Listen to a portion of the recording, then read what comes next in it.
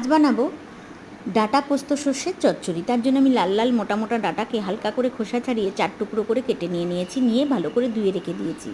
এবারে কড়াইয়ের মধ্যে অল্প জল দিয়ে ডাঁটাগুলোকে হালকা করে ভাপ দিয়ে উঠিয়ে রাখবো আমি। তারপরে 1 চামচ পোস্ত নিয়েছি, আর সাদা সর্ষে কালো সর্ষে মিলিয়ে হাফ চামচের মতন নিয়েছি, আর নিয়েছি কয়েকটা কাঁচা লঙ্কা, যেগুলোকে আমি একসাথে বেটে রেখে দেবো। ডাঁটাগুলো হয়ে গেছে, তুলে নিয়েছি।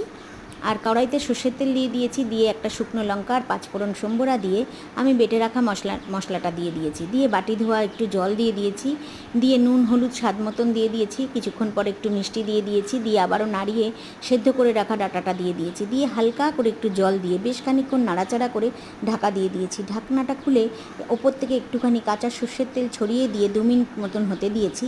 তারপরে আমি এটাকে গ্যাস অফ করে 2 মিনিটের জন্য ঢাকা দিয়ে রেখেছি। স্মেলটা খুব ভালো আসবে। এইভাবে আমি বানিয়ে নিয়েছি ডাঁটা পোস্ত সর্ষের চচ্চড়ি।